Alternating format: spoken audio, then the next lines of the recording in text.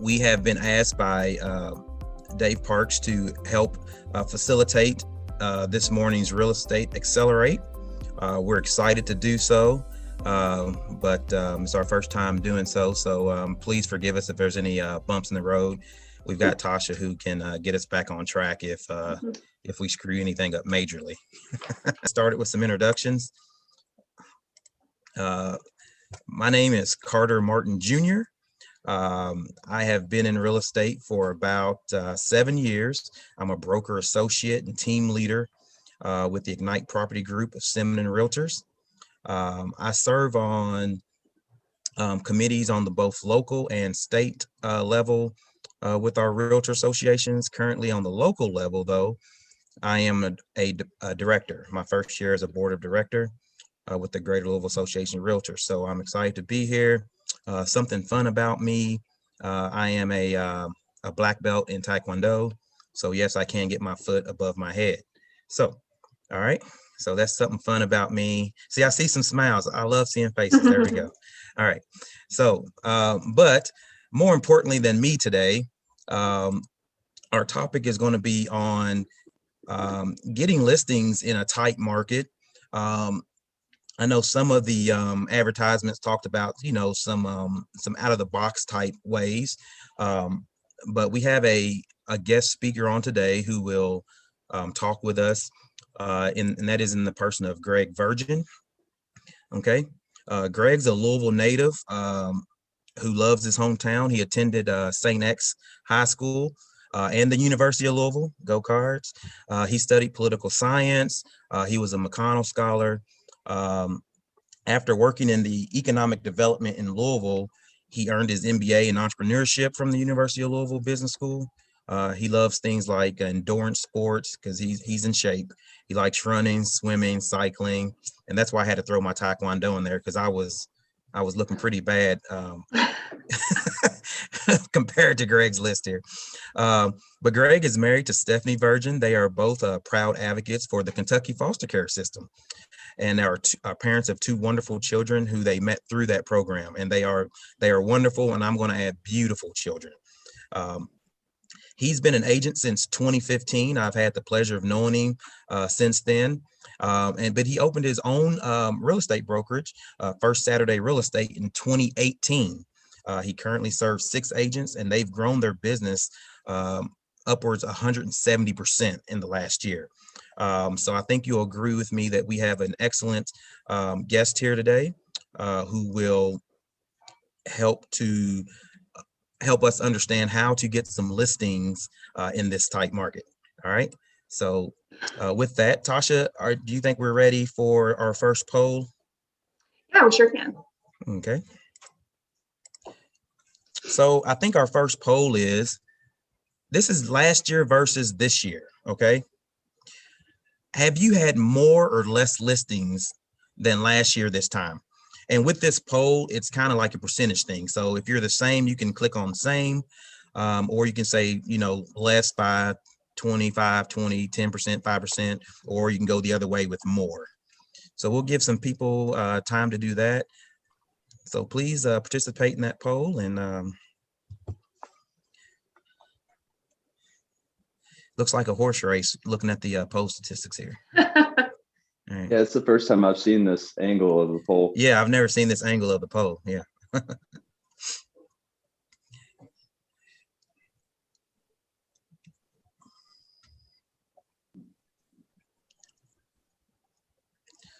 Looks like we've got 11 out of 14 attendees, 12. Come on, 2 more people. You can do it. The 2 more might be us. Oh, that might be us. Oh, I don't see where I can vote, so I'm not sure. All right. Well, I think that's cool. All right. So we can share those results. Greg, would you like us to go ahead and share those results just to see what that looks like? Yeah, let's see what it looks like. Okay. Can everybody see the results here? Cool. So it looks like we had I'm going to say the biggest percentage, and I am not MBA like Greg, but it looks like the biggest percentage here is about the same number of listings. over the last year. Okay.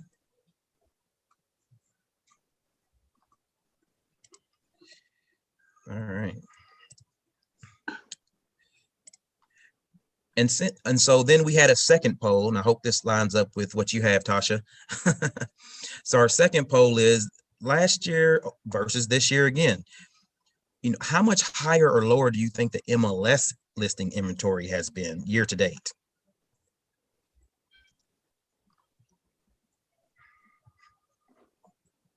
You didn't know you were taking tests this morning.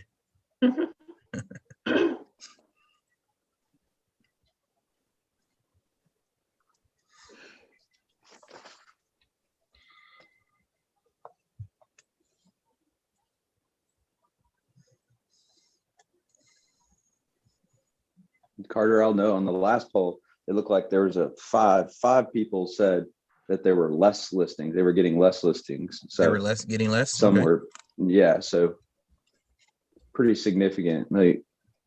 Yeah, out of this group of people, yeah. It looks like this group has been paying attention to the market here, Greg. Yeah. So we'll see here. All right. Again, I think that's 14 out of 16 there, Tasha. So I think those other two are probably us. And so it looks like 36% of us say that there has been 25% or less listings this year over last year, year to date. 21% saying 20%, 29% saying 10, and 5%, let's see here, 7% saying 5% or less or the same. All right. Okay. So what we're going to do next is we're going to bring up our next slide that just talks about active listings right now, Greg. And these charts we find in our Flex system, and it's just really a click of two buttons. It took me longer to crop the picture than it did to pull the results. So you can always get this information from our Flex MLS system. But there's a note up here, active listings. So the question mark on this one was how many listings were for sale during each month. That's what this active listing says. The number of active listings is a snapshot of active listings on the 15th of the month. Rather than showing the number of all the listings that were active at any time during the month, this chart displays a representation of the number of listings that were active on one day. However, the number of actives is not static and depends on when the report is run. A trend upward or downward from month to month can be established by using the same day of every month. So, with statistics, Greg, you can kind of pull numbers and statistics to match anything you want to talk about, right? And you can skew them either way. So it's always important that when we're pulling this data, that we kind of quantify the data as to what we're pulling. So this is pulled I pulled this information yesterday, but again, it's a snapshot of active listings on the 15th of each month, so we can have a good comparison. Those percentages are just crazy across the board. It's the first time I've seen it all negative, right? Like all a reduction in the percent change across all price points. You really feel it on the buyer side right now, as you guys know, in the market. So how does this kind of compare to what our poll was saying there? Everybody can see the active listing report up on the screen. Is that sharing? Okay. So if you look at that, how does that compare? So year to date there at the bottom, if you look at the totals, year to date, it looks like about 15%. It looks like about a 15% change year to date. But like Greg said, that this is, it's mind boggling seeing all the negative change and across all price points, right? So a lot of times you'll see some movement in some of your major price points. But to see this kind of movement across all price points it's kind of crazy. All right.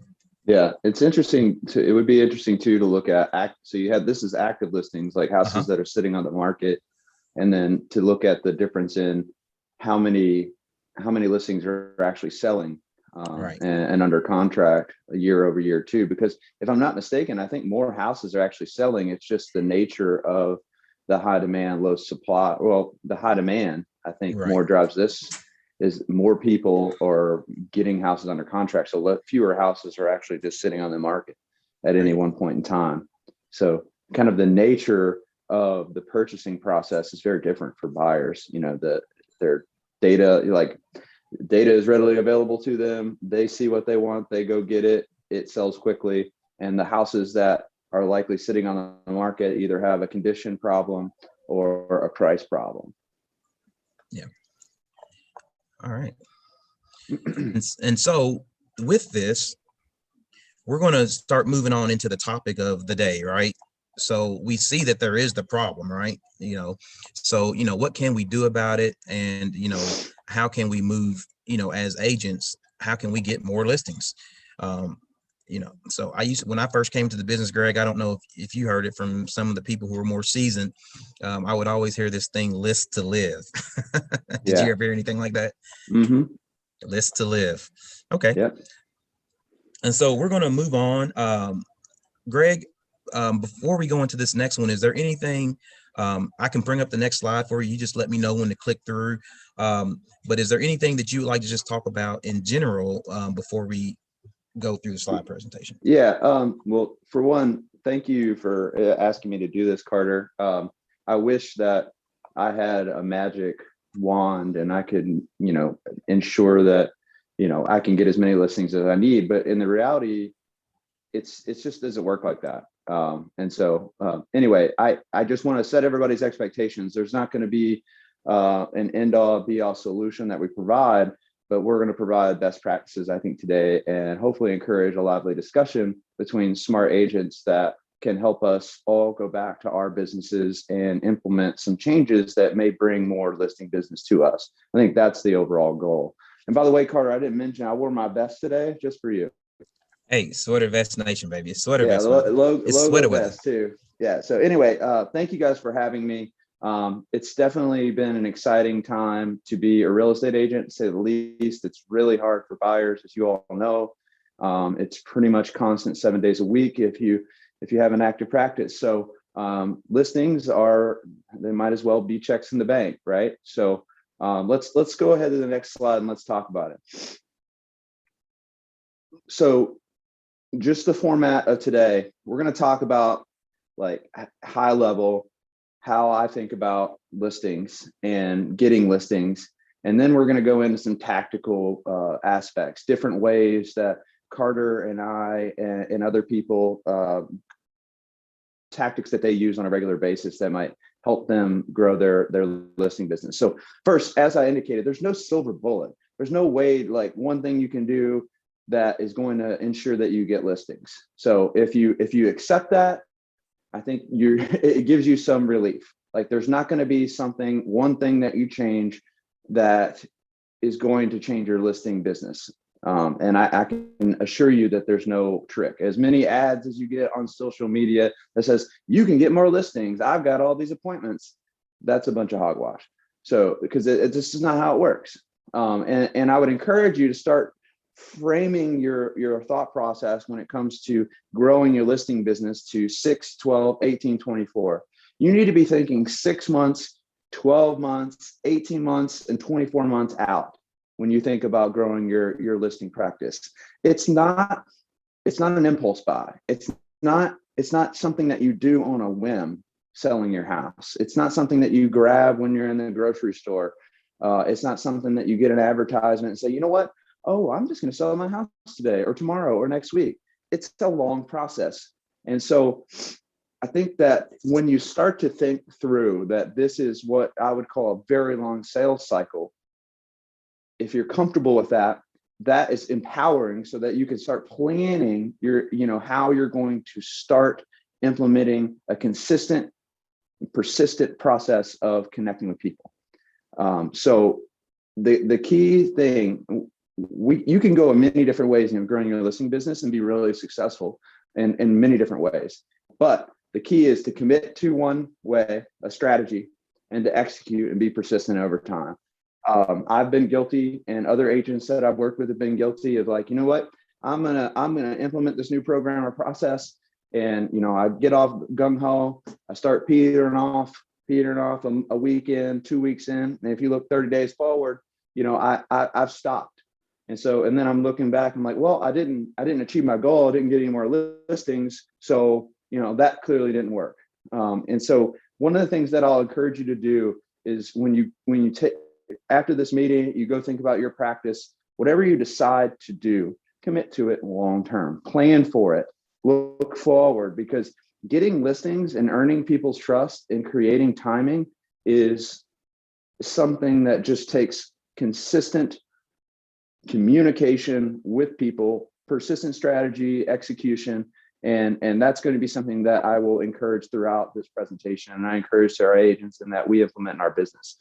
And let's talk about this idea of creating timing. So this is like, if you've ever read like traditional sales books, like they talk about creating timing. And so what that means is in its simplest form is you communicate with somebody at the perfect time to be top of mind when they want to consume, when they want to purchase. So for example, like you say you've sent someone a handwritten note about like, hey, I noticed that you just had a baby or you just got married. Congratulations. I was just thinking about you. You throw a business card in there.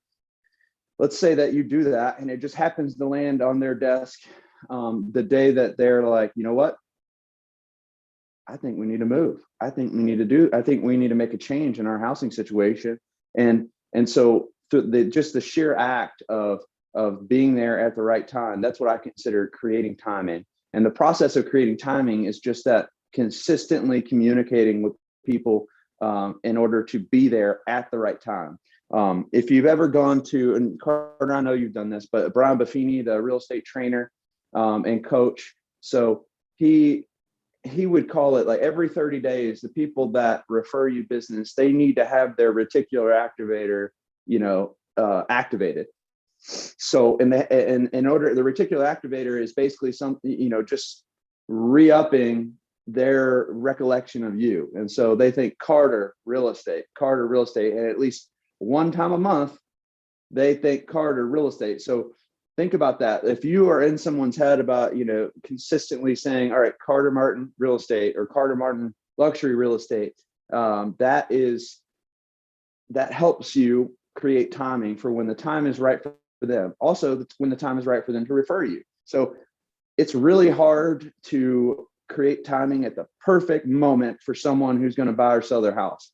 But by being present and top of mind with people and ensuring that their reticular activator has you puts you on their brain, it keeps them in the mentality that they will potentially reach out to you when it's time and they have questions, or even better, they refer you, because someone can refer you 10 times, although they consume only one house. So with that said, and please stop if you have any questions about like this. I didn't mention that, but I think one of the more important things that you could do too, moving on to the last bullet, is kind of putting yourself in the mindset of what someone does and what someone thinks when they're ready to sell. Now think about that for a second. What do people think about? What are their life experiences when they're ready to sell? And I bet each one of us could come up with 100 different scenarios. And so in the next slide, I've kind of posed some of those thoughts or scenarios that people are in. Can you go to the next slide, Carter? So, what are people thinking about when they look to move? I need more space. I mean, I think that was clear with COVID. People spent a lot of time at home and they're like, holy smokes, I need more space. The kids are too loud. I can't work, yada, yada. I need more yard. I don't want to be around people, that kind of thing. You also have the scenario where people are, they've emptied their nests and they need to right size. They need less space. Some people have done really well and they want to move on up.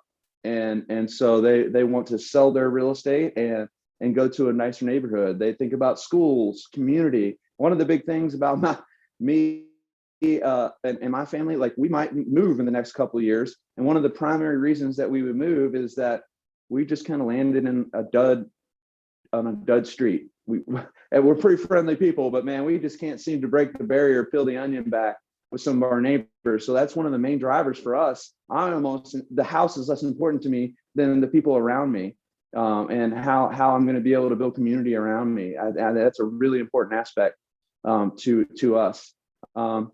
Commute, or lack thereof commute. You think about like, all right, how long does it take to get to the central business district? We're thinking less about that now and more about like, where are you comfortable?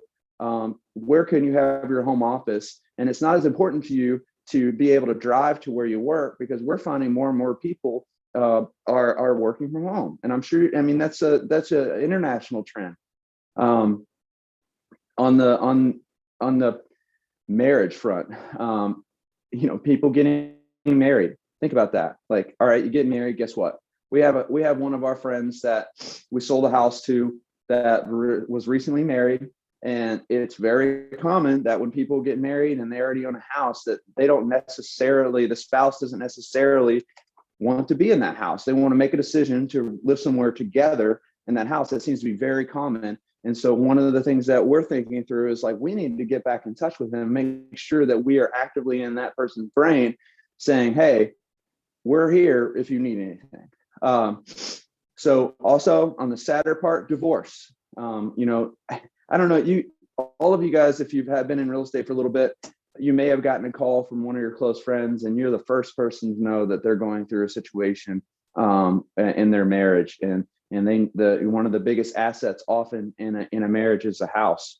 So understanding that, you're going to get that call, or if you understand that someone in your network might be going through a tough time, it might be a good opportunity for you to be a good friend, or to reach out to them. And it seems somewhat superficial to say, hey, I'm going to reach out to someone just because they're getting divorced, I might be able to sell their house.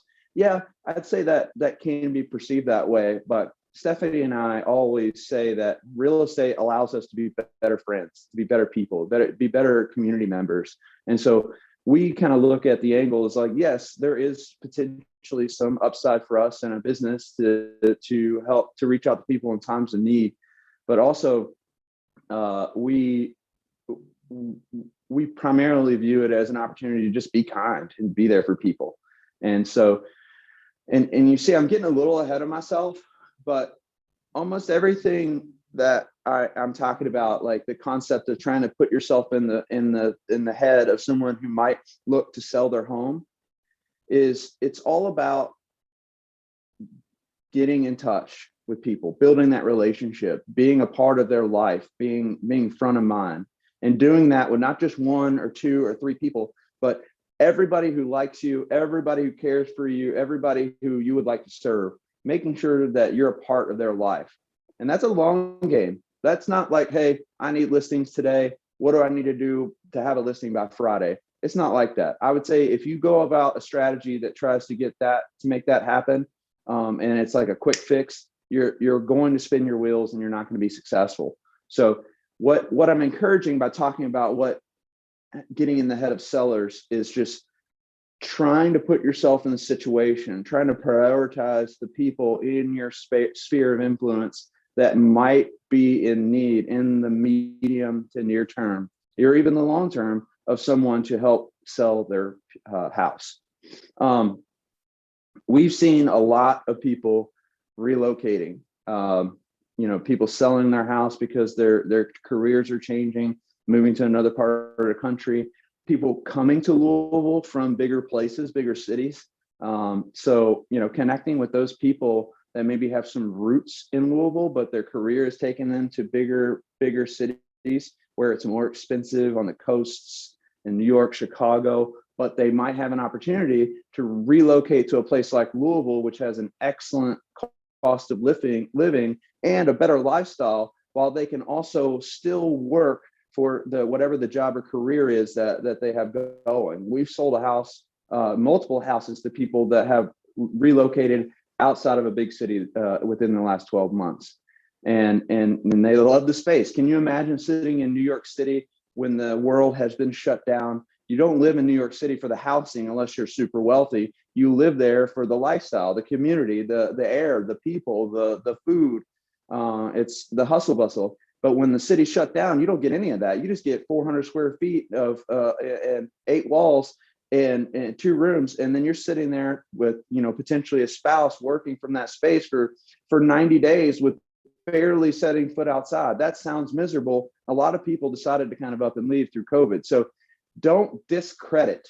So my point in saying that is, don't discredit those people that you like, care about, know, love, that have some connection to Louisville, and stay a part of their minds. Be a part of their life, because as they understand you to be a real estate professional in your area, in your community, in greater Louisville, you want to be the person that they reach out to when they're ready to move. All right, Carter, can you go to the next slide, please? And I'm going to read this one. The name of the game is connecting with people. And it's been really, really hard to do during the pandemic.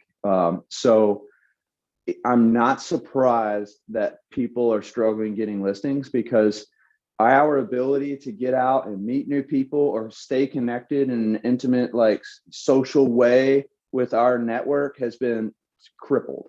And so we're just now getting to the point where we're getting back in front of people, and we're starting to be able to build those relationships. But so much was lost in that 12 to 14 months of, all right, I can't go get coffee with people. I'm not seeing people at ball games. You know, whatever it is that you do in ways that you grow your business and connect with people, you haven't been able to do that. But I will remind you that connecting with people is the name of the game. It's the most sustainable way to grow your real estate business, particularly in the listing space. All right.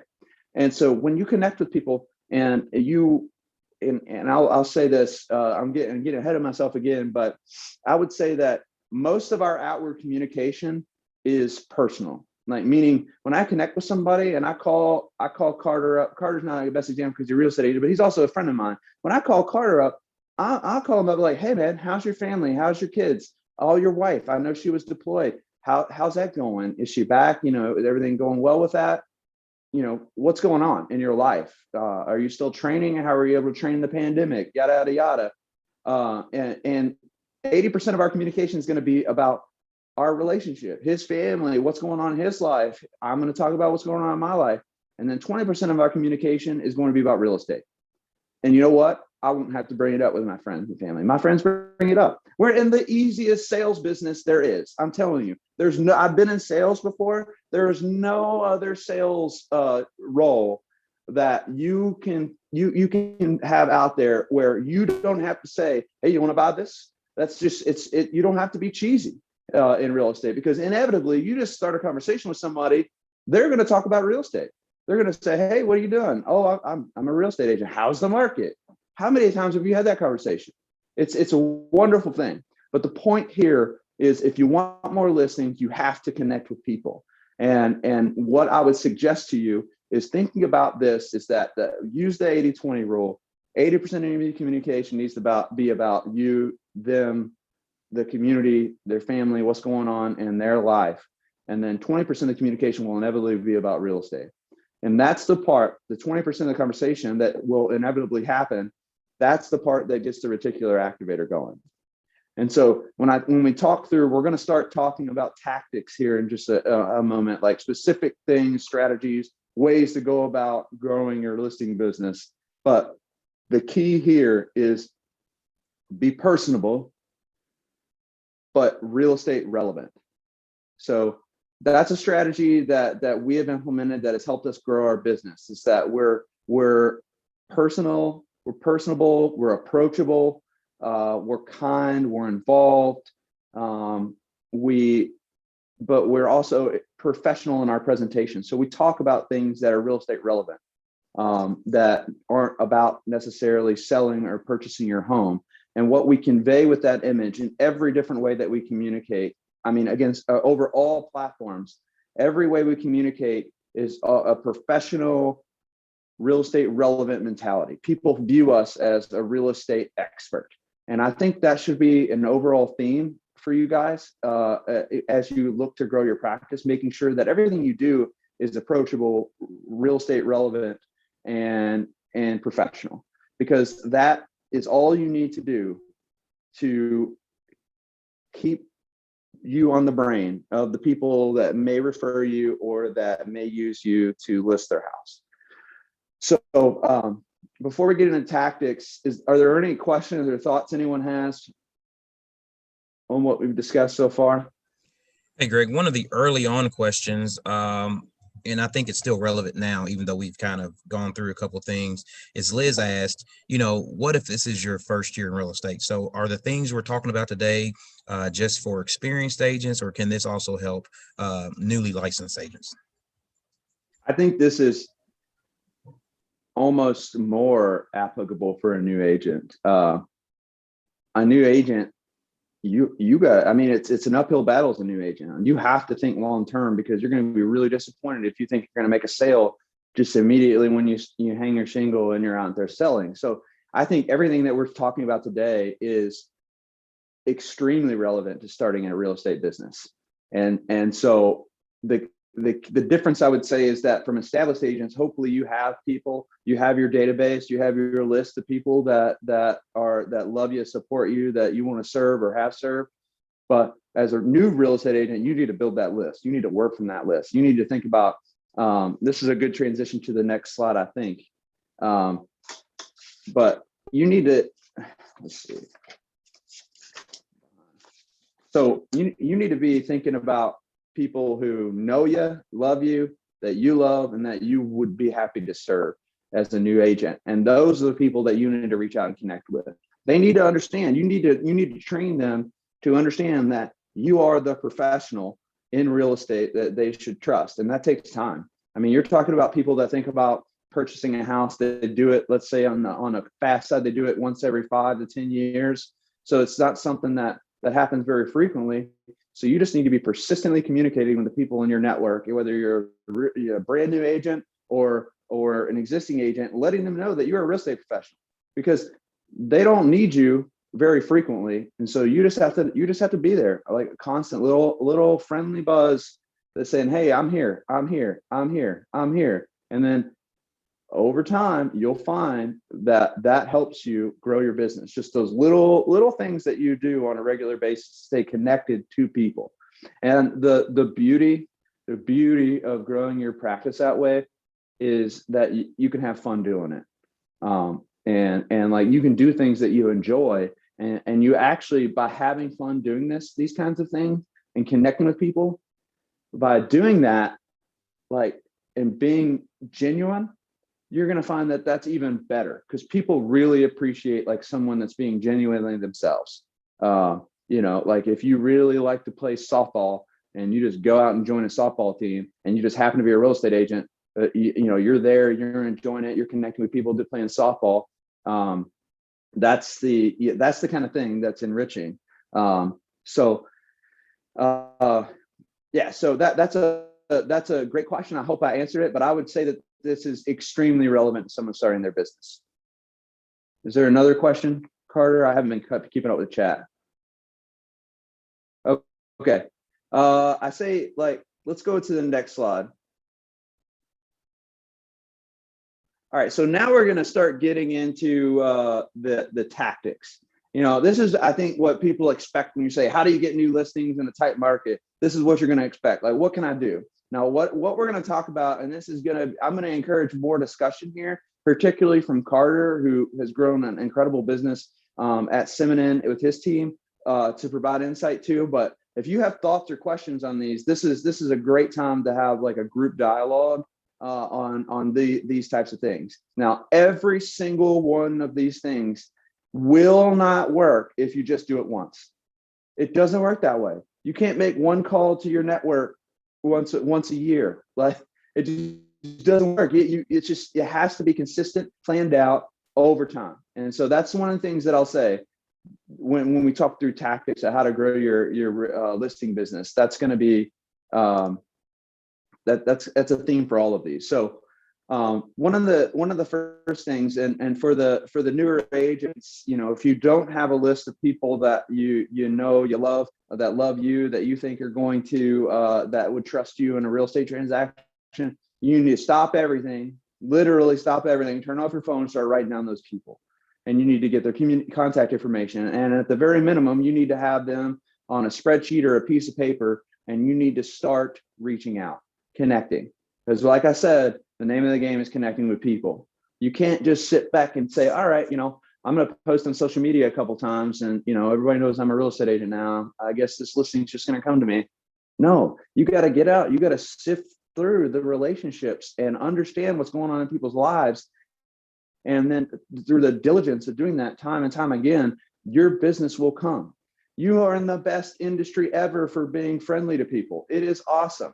If you're a social person, you will love this. If you're not, I don't know how you're going to survive, because you need to get out and make contact with people. As Brian Buffini said, it's a contact sport, and contacting people and building those relationships is going to be the key to success. And it doesn't have to be cheesy. Like I said, being genuine. So let's talk about calls to people love, and who you want to serve. So when we make calls like this, it's almost never about like, hey, I heard you wanted to sell your house, or hey, it might be time to buy. It's never like that. It's always prompted by something going on in my life or their life.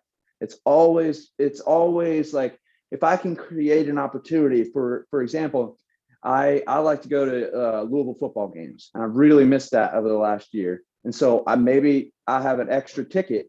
I'll look through my database and I'll see. I was like, I wonder who can I connect with that I haven't connected with this month that might want to go to the football game. And you know what? I might call 10 people, and I'll spend an hour and a half on the phone with 10 people total, and I'll get to know them, and we'll see what's going on in their life. But I've just had a warm conversation that is not directly about real estate, and I'm providing value to them, saying, hey, would you like to go to this football game? 9 out of 10 people said no, but I just touched 10 people, and I just connected with 10 people, and we ended up talking about real estate just because of the virtue of the 80-20 rule. So calls to those people, creating scenarios like that where you can communicate with people that are genuine, it's a beautiful thing, because people love to hear from people. They love to be cared for. They love to have friends call them or reach out. And it doesn't always have to be a phone call. It can be a text. It can be an email. It can be a Facebook Messenger. I think voice to voice and belly to belly are ideal, but as much communication and contact that you can make with people that on a genuine basis that's key. So Carter, do you want to talk about how you have used video appointments?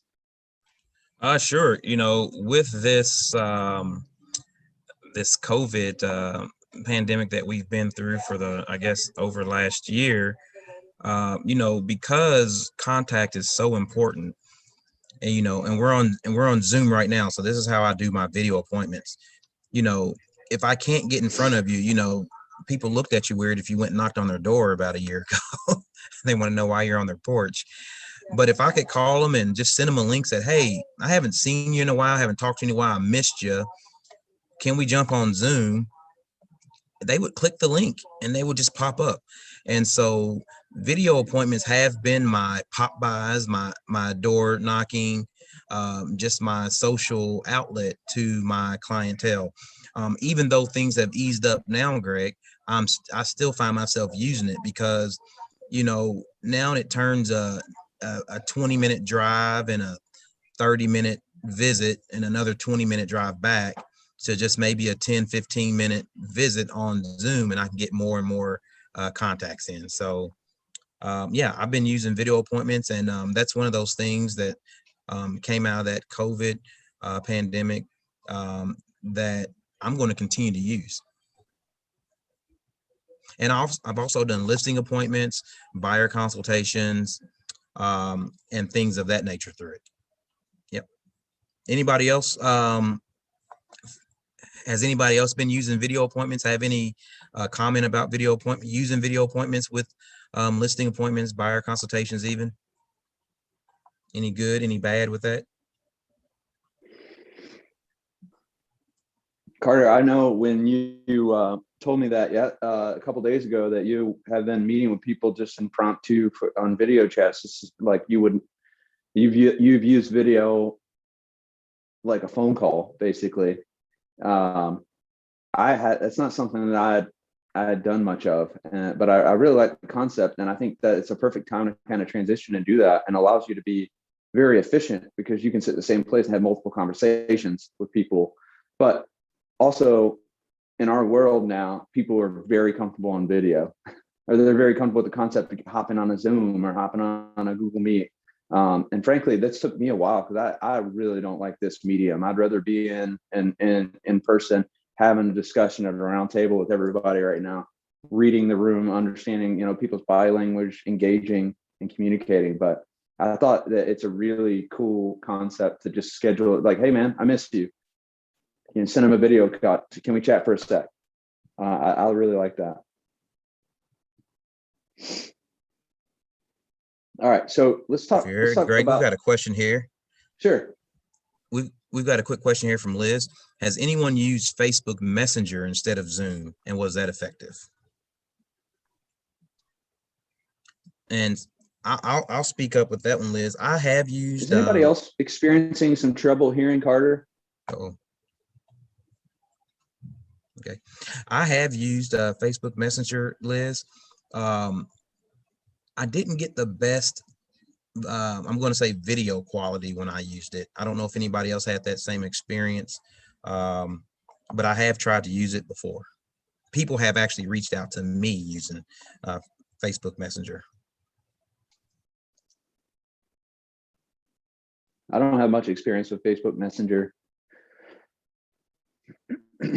But one of the things that I've noticed is that given the nature and the kind of the ubiquity of social media and Facebook, it's something I have to pay more attention to because I don't check Facebook as much, and so I'll have messages in there, people that'll reach out like, "Hey man, how you doing?" And they'll either be engaging with me about something real estate related or personal related, but I forget to or I just don't see their communication.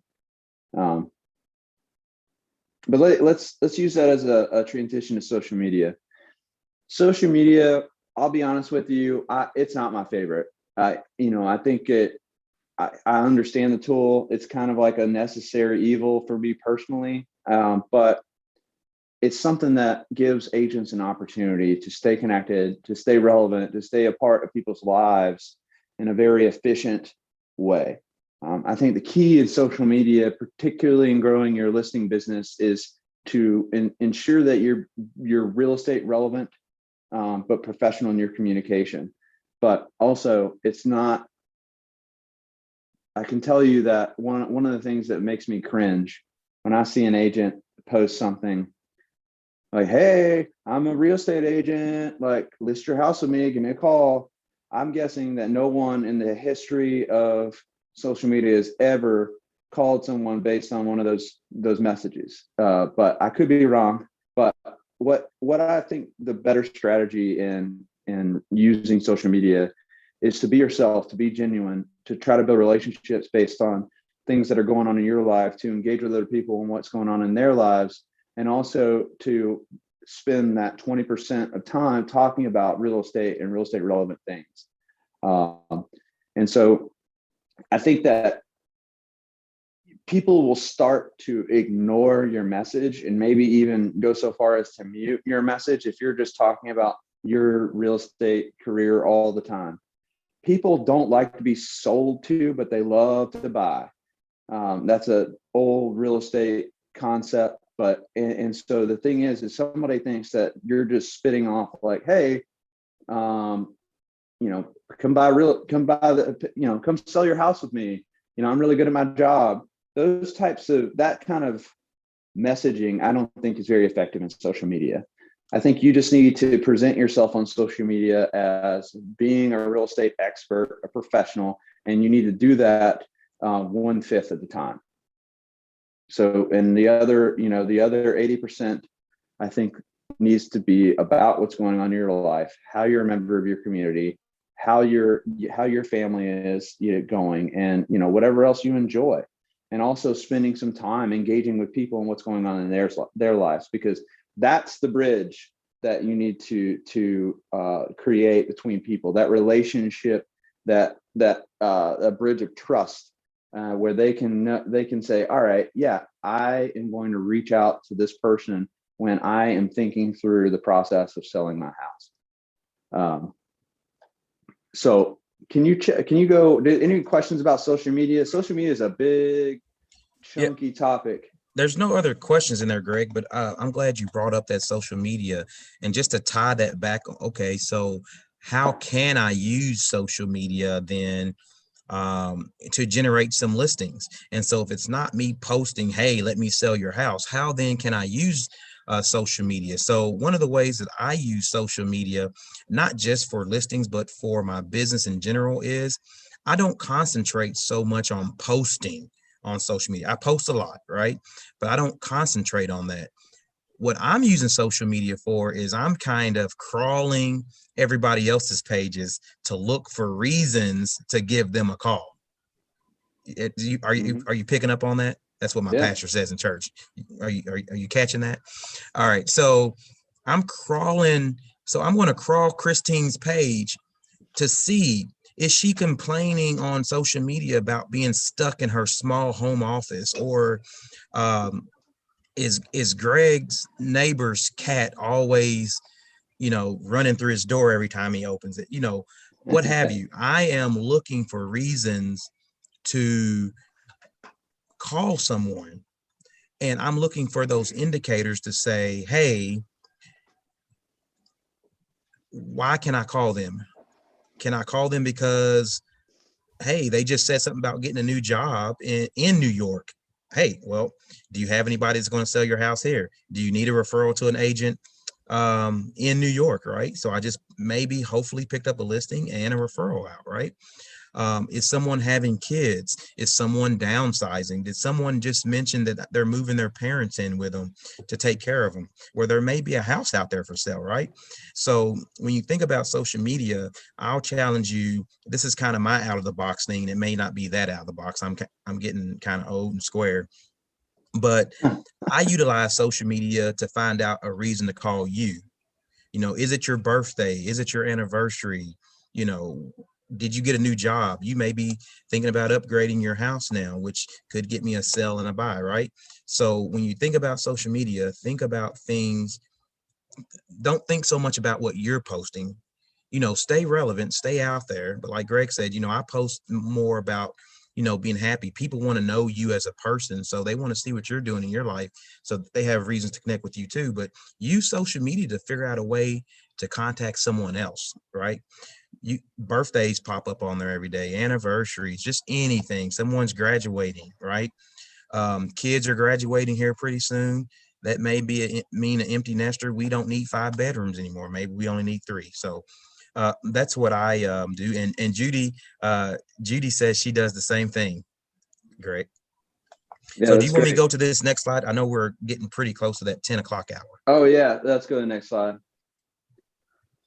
Remember, if you have any questions, please let us know.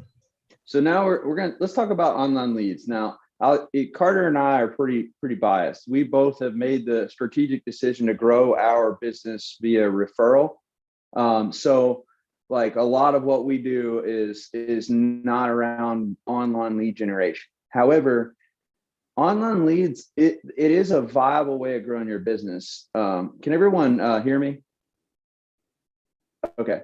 I wasn't sure. That screen says Carter's talking, but anyway, so there are a lot of agents that have really systemized online leads, and they know how to get them, they know how to convert them. It's not something that I personally enjoy doing, but let's talk about it. Online leads it's a complicated field. It takes a long time to get into it. It's extremely process oriented, and you can expect a conversion rate of, if you're really cooking with gas, 3% of, so 3 of every 100 online leads you get, you might convert into a sale or a lead. And I think it's probably closer to 1% based on people and that I've spoken to that do that operate in that space more, and that and from what I've read. So let's talk about the difference in the mentality of an online lead and someone that maybe has either met you, connected with you, or been referred to you, and someone who clicked something online and ended up in your inbox or in your phone, on your phone to connect. So one of the things that I've found is that when someone is referred to you, there's a base level of trust. Like I like to think about layers of an onion. You've peeled back that onion a few layers already. You don't have to peel it back so far, because you have at least a common denominator in someone that has been referred to you, because you both like this other person. Somebody has bridges that connection. So you don't have to work very hard to establish a trust or a rapport. Now let's switch to talking about online leads. Now, an online lead, this is someone who gets online, which every showing of a house or everybody starts their sales process online inevitably. I would say now it's not 99.9%, it's 100% of people start either the listing process or they start the purchase process or looking for houses online.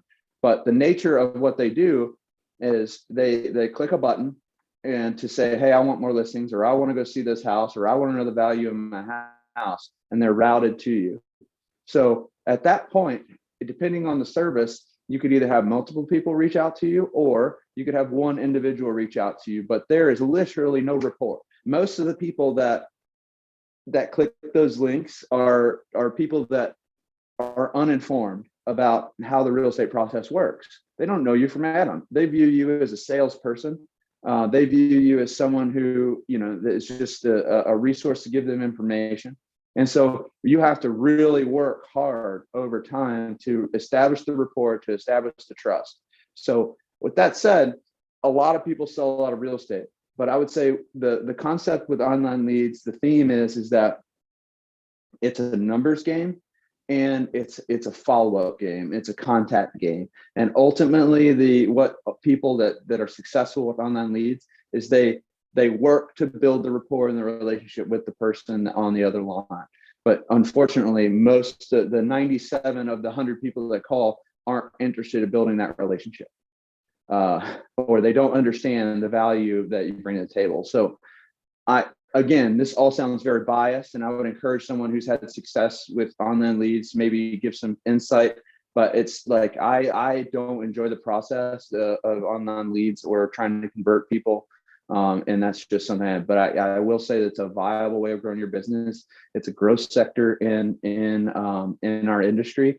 I would say that it's something that has a lot of upfront cost associated with it. A lot of it's pay for leads, whether it be Zillow or Google pay-per-click, but it takes a lot of time, energy, calories, and effort to grow your business from a listing standpoint on online leads. I'd say from a listing standpoint, the most successful way of going about it is to help someone who has an asset that wants to understand how much their asset's worth. But people clicking on those leads, I'm really amazed. I'm amazed because I'm in the space, but in reality, if you go out into the world, most people don't know how real estate works. They don't know how real estate, what a real estate agent does. They don't know, that they don't really have an understanding that it's a complicated process. There's a lot of moving parts, and there's a lot of risk associated with purchasing and selling real estate. And so, and I'm amazed at how little people know, particularly when they click a button and I end up engaging with them. They just don't really understand how it works, what my role would be, what their ultimate role would be. So with that said, I'll open it to questions for online leads. So please just maybe put them in the chat, and I'll move on since we're getting close to time. Calling or mailing for sell by owner expired listings. This is old school real estate. This is like, you got a FSBO, you're calling them. It's not quite as cold as the I would say online leads, but it's a hustle. It's a numbers game. And you have to be, when you call a for sale by owner, there's a reason they're a for sale by owner. and so you need to understand that, you're going to get a lot of no's, you're going to get a lot of doors slammed in your face, metaphorically, but you can grow your practice with expired listings and for sale by owners. Again, I would say that it's consistency, it's a numbers game. And I would not only focus your practice on targeting for sale by owners or expired listings. Let's dive into this a little bit more. So if you're consistently growing your business for sale by owners, you need to have a process. Where are you finding these for sale by owners? You can't just trust that you're going to drive by one every day. So maybe you go to certain sites. Maybe you go to Nextdoor or Facebook Marketplace or Craigslist or whatever, Zillow, and you're calling on, going to these places. You have a set standard of communication. Like I call them, I mail them, I drop off something at their house, and that's my process. But again, you could do that one day and do 10 or 100, and you might not get any. So the key is to make that a part of your routine, a part of your process over time. And then if you do that, you can have success targeting for sale by owners and expired listings. Expired listings, that, there's one place for that, there's a lot of people out there with expired listings. Sometimes we've had to cancel a listing, and I have to warn my clients because they're canceling a listing for whatever reason. And I have to warn my clients, like, hey, we're canceling it. It's going to be out the MLS. And guess what? It's going to come as a canceled or expired listing on the MLS. And your phone, your mailing address is going to blow up from agents. So there are a lot of people that are doing these expired listings, particularly in a low inventory market. So it's super competitive. So if you do it, you need to be consistent and you need to find out a way to shine. How are you going to differentiate yourself from the other agents that are reaching out to the same person with a similar value proposition? Another thing I'll say about FSBOs and expired listings, there's an underlying problem with either the owner or the expired listing. There's a reason the expired listing didn't sell or the canceled listing didn't sell. All right. So you have to be prepared to understand there's going to be an issue that you need to address or uncover, and be prepared to navigate that with that owner. A for sale by owner might just be somebody that's taking advantage of a hot inventory market. It might be somebody that's very convinced that they know more than you, which is a very challenging person. And when you're a professional consultant like you are in real estate, so you just need to be prepared for those challenging sales environment or challenging sales situations. Go ahead, Carter. Hey, Greg, I want to interject here because again, going back to our listing, getting listings and kind of thinking outside of our box here. So I'm going to give you, and this may not be brand new to you, but it may be to some. I'm going to give you a clue that I gave my team on one of our recent team meetings. Okay. Expired listings. Where do you get your expired listings from? Are you just checking the hot sheet? Right? So that hot sheet comes out every day. You can check it. You can run a 24-hour hot sheet. You can set it up however you like. But how many realtors do we have in our local association? Over 4,500, I'd say. Greg, I think we have closer to 6,000. Closer to 6,000 now.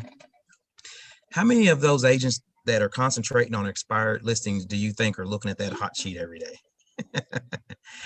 And so how many calls are these expired listings getting? I'm not telling you not to do that, but I'm saying we have to think outside of our box. So I'm not going to shout this from the rooftops to all 6,000 or however many agents we have in this local, but I'm going to tell this group of people because you're here this morning and you're looking for ways to get new listings, right?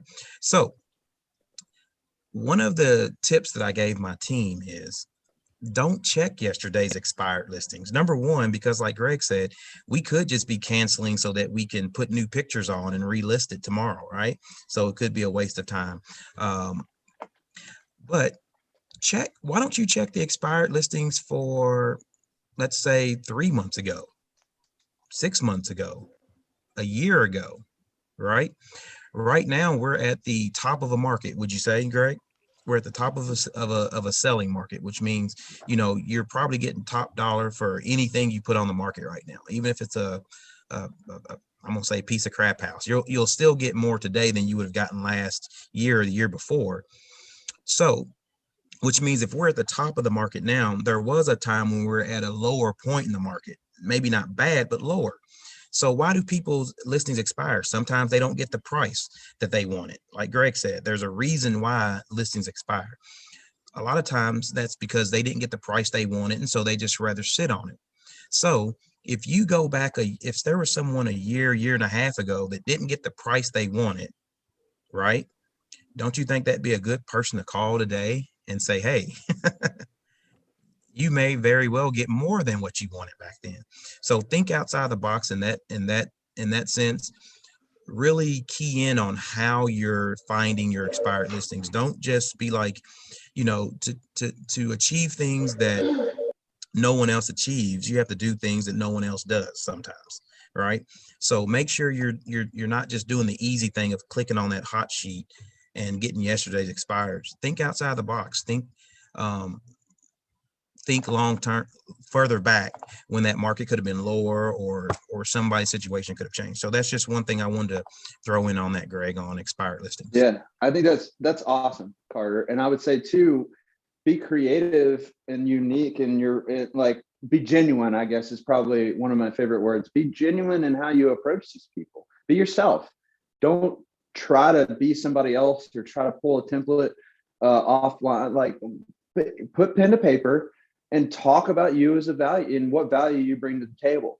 Another thing I would say is a lot of people stress about like trying to solve all the problems in their first communication with them for like a FSBO or expired listings. Don't solve problems you don't know that they have. Wait, gather information, figure out what their real problems are.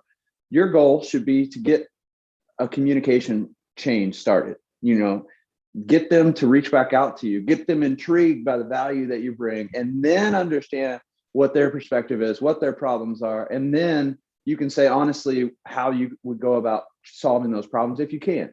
And so I'll move through the next couple pretty quick since we're running over. So the next two are direct mail related. Farming. If you're not familiar with what farming is, it's where you start targeting a certain specific area or neighborhood, and you're communicating with them, trying to get them to call you to list their house. Farming is a very low percentage return. It's expensive, and it literally, if you send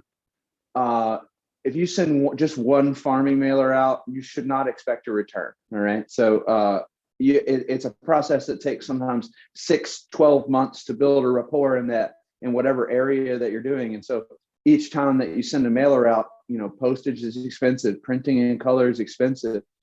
So when you're farming, just understand it's an investment. It costs a fair amount of money. It's a numbers game. Like you're looking in the less than 1% return, like getting communication back and converting into a client. And but it is an old school, tried and true way to grow your practice. Now, I'd say if you are farming, be unique, targeted, speak directly, speak as much to the person as possible. Guess what? I'm not, as a homeowner, going to be reading, hey, it's a great time to sell your home, call me. That's not what I'm going to be reading. But let's say that you have a client that is, interested in this neighborhood, and you can compliment their specific property. Or generally speaking, you'd be surprised. Like, you have a lovely traditional 2-story home in this neighborhood. I love it. It's one of my favorite pieces of architecture in our city. And I represent 2 different clients at the time who are looking for a property much like yours. I would love the opportunity to speak with you to see if now could be a good time to sell your house, or if I could be someone to help you or connect you with resources to whatever, But think about that difference in communication and farming. So like it's very different from just saying, hey, sell your house with me. My name's Greg. Here's what I do. I'm cool. Here's my phone number. And that's just, you don't expect a return. We live in a world where you're inundated with communication constantly. You're inundated with information. There's 6,000 agents and there's 1,000 listings out there. All right. So it is competitive. So if you can't figure out your value proposition, you can't communicate that effectively to someone, then it's going to be hard. So be yourself, be unique, be genuine. And when you think about going through these farming. Now, direct mail to your network. This is the last thing. this is something that we do every month. This goes back to training with Buffini, but we do a direct mail piece. The people that know us, love us, use us, that we want to serve every single month. It's real estate relevant. It's fun. It's genuine to us. All right. So I think it's important, but it goes back to direct mail to people you know that are in your network. I really don't care what the content is. I don't care. Honestly, if they get an envelope that says Greg Virgin First Saturday Real Estate on there, I've done my job, because they see me, they know me, that the reticular activator, I've just bought myself 30 days, and I'm going to do it again next month. I would say you can, a lot of people appreciate what we communicate about. Like, so thinking creatively about, like, say most of your network are people that own houses. Talk about caring for their house. Talk about how the market, how great the market is right now. That's a way, like, if somebody doesn't really understand the real estate market, but they're thinking about selling in the next 2 to 3 years, they might see a piece of mail or an email or communication on social media with you that says, all right, maybe I know this was like a good market, but maybe I should really consider selling my house now instead of 3 years from now. Maybe that it generates a phone call. But the key is with direct mail is being consistent, being real estate relevant, approachable, I think, and being genuine, being yourself. And you can that being genuine and being unique, that is what gets people that's what helps you connect with people. And I think if you're going to be successful, if you're going to have fun in our industry, you're going to continue to grow your practice over the years, like being able to build those relationships is critical. And and so everything you do should be targeted towards relationships building, and with the people that may sell their house, that may purchase their house, and may refer you. So, and that goes even for online leads. So that's all we got. So any thoughts or questions or discussion we could have? Are there any, so quickly, we've got a few more minutes. Tasha said we could go to 10:30. And so we've got a few minutes left here. Are there any specific techniques or strategies that you have a question about, that you just want Greg's or my or someone else's opinion about? Or is there anything outside the box that you've been doing to work on getting listings? You can just unmute and ask and speak. Anybody? I'm gonna start calling names.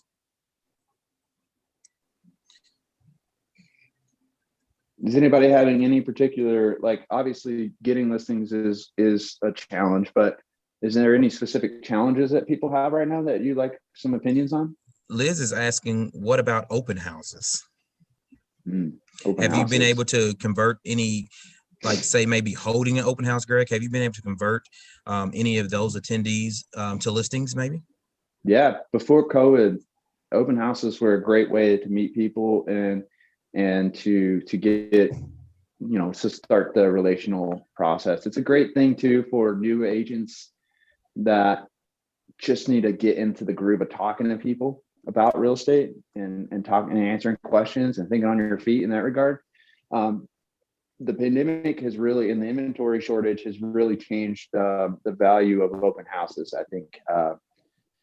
So right now we're in a space where if a house is priced correctly and it's in a decent condition or even okay condition, it sells, and it sells for multiple offers. So the reality of open houses is that if you get to the point where you have one, you might have a problem. So we typically list in the middle of the week. We had, customarily you have open houses on Sunday. We just find that if we have an open house, it's like a madhouse. I'll tell you a story about, there's one open house over in Linden that we had, and it was the seller had decided they wanted to hold offers until Sunday, but the open house came up on Sunday, and it was on Washburn, and people were there early. There were 50 cars. The neighbor came over into the home where the agent couldn't, it was like 1,000 square feet or 900 square feet. She couldn't put her purse down. She couldn't take her jacket off because people were at the door when she was at the Supra. And so she's just standing around making sure nothing gets damaged or stolen. And then the neighbor came in and yelled, said, "Hey, you guys can't park wherever they were parking." And then she called the police. So the police showed up at the open house. So it was that has been more common, not the police and everything, but just open houses are more like mad houses right now. And it's kind of been challenging, but as things normalize, open houses are traditionally a great way to meet people and a great thing to do to draw attention to yourself and your business. In an inventory crisis, though, it's really hard to get a house if you're not represented. So one of the a question that came in anonymously is, what advice do we give to clients who keep getting their offers denied due to multiple offer situations, and are we encouraging them to build if they haven't found any success? So one of the things that I want to jump in there and say, Greg, is that's a great question, and we can jump on that question, but to tie that in with listings, one of the things I also tell my team is we know what we know why people don't want to list right now, right? The number one reason why people don't want to put their house on the market right now is because their question is, where am I going? Right? What am I going to do? So to tie in with this, how to get listings, is we really have to have some answers to that question of where am I going, right? So we need to, just like when you contact expireds and FSBOs, right? Like Greg said, there's a reason why they're a FSBO, and it's usually because they don't want to pay the fees and things like that, or they think they can do it themselves. There's reasons why it's expired. Maybe the listing price was just too high, or maybe there's things that need to be done to the house, things like that. So to use this question that came in anonymously, you can tie that into, you have to, as the real estate professional, have answers to those questions or to those pushbacks, right? Because there's a lot of people out here who would love to sell their home if they knew where they were going, right? And so to tie that in with new construction and things like that, yes, I think I wrote more new construction contracts at the end of last year than I have in my 7-year career. And it's because people were tired of missing out on deals. They just wanted to go in, sit down, say what they wanted in the house, pick their lot, and write their deposit check. But now what I'm going to throw out there to you is, have you tried writing a new construction contract with some of the big box builders here lately? Right? They've literally limited how many contracts they can take a month, some of them. And some of them, they even stopped for a while sitting in their models because there was nothing to sell, right? Or they couldn't sell because they didn't know how lumber prices were going to be affected and things like that. And so those questions come up, but to get listings, you have to have the answer to those. I always talk to my listing people about A, B, C, and sometimes D options when listing their home. Number one, can you purchase a home without selling your home, and then we go back and sell your home? Maybe number two, do you have family that you can stay with so we can just sell your home and then you can concentrate on purchasing a home? Number three, would you consider building? Number four, I've got a room available in my basement. Let's get your house sold. So that's always the last choice, by the way. So that was a good anonymous question there. And then another follow-up question was, what aspects do you think make the buyer's offer stronger during this competitive market as opposed to previously easier markets for buyers? For example, buyer seller paying closing costs, leniency on repairs, etc. That kind of goes into working with buyers and getting some of these deals, which can then in turn transfer into some of these people getting ready to sell their homes. You just have to, again, think outside the box and just come up with some other ways. I've seen a lot of people waive in appraisals, which I have my own ideas on that. You have to just be careful with that. waiving those appraisals, because they have to understand that financing piece if they're not paying cash, right? That could throw you into having to pay PMI if your down payment's not big enough, things of that nature. I've seen people waiving inspections.